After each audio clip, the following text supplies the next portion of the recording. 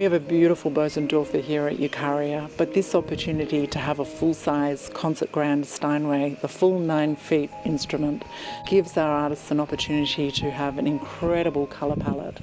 And that's very exciting as we move into the future and more artists come through the centre. So it's an incredible opportunity that has been possible through this very generous bequest. It all started almost 3 years ago. A financial planner rang me and asked me whether I would go and see John Koch, and we just hit it off. We have a mutual love of literature, classical music, opera, and he was a very intelligent, very private but very personable man. So I helped him administer his sister's estate, and every time I went on my afternoon off because I knew that we would be chatting afterwards. And he mentioned one day that he would need to change his will, and I said, "Are you thinking about charities?" And he said, "Yes, I am." "Well, what sort of charities?" And he said, "You just choose some and draw up a will." And I said, "No, John, I can't do that." And I said, "Look, I'll draw up a list for you and we'll talk about it and you decide where you want your money to go." I drew up a list and I talked to him about charities he hadn't heard of, and one was Cure for CF, Fight Against Cystic Fibrosis, and Eucharia. And he was very interested. And so he said, "Yes, I like all of those. Go ahead." So that's where it all started. And then he died surprisingly quickly. He had to keep having transfusions because of this blood condition, and I think they just failed, and then he died. It was very sad actually, because I had become quite fond of him. Unfortunately, John didn't ever get to visit Eucharia. I think John would be enormously proud, even though he was a private man. I know how much he loved music, how much he was interested in Eucharia's work. I think he would just be over the moon. And to think that if some of his money went to give this great gift to the people of Adelaide, I think he would be very pleased.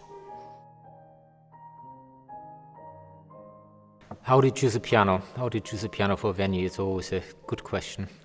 I mean, the venue I haven't been to before, so I could only go by what I've heard about Eucharia. That is a chamber music venue, not a big hall where you need a piano that is a shouter or a piano that needs to project in a place that seats 2,000 people.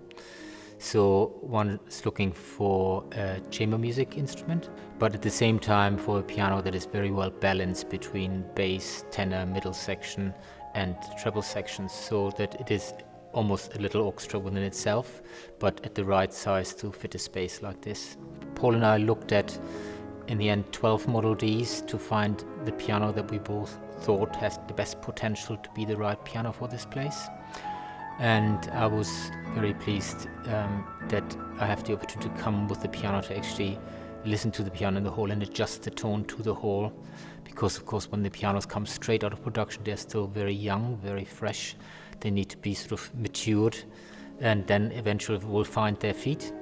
And that's exactly what I will be doing today and tomorrow to actually settle the piano down, to adjust and balance the tone within the piano to fit into the room so that the piano responds well to the room and the room well to the piano. Well, the space is beautiful. I mean, right from arrival, it's inspiring. Our job very often in a concert hall, you have no daylight, you are under stage lights, it's dark. So to actually have a room with a view while you sit on the piano and a nice acoustics is an absolute treat. Tomorrow will be really, I will go into nitty-gritty of the toning to give the tone a little bit more warmth and to make the piano sing into the space. So it will be a good day's work. I think the piano sounds great in the space. It's such a pleasure to play in there.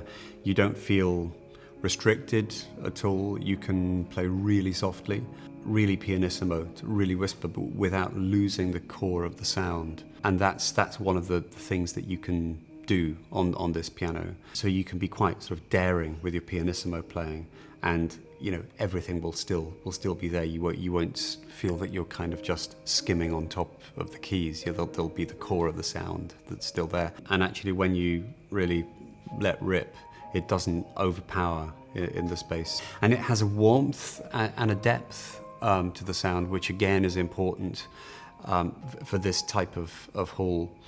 Like I said, it's not a direct, loud concerto piano, so it has those more sort of round sounds to it.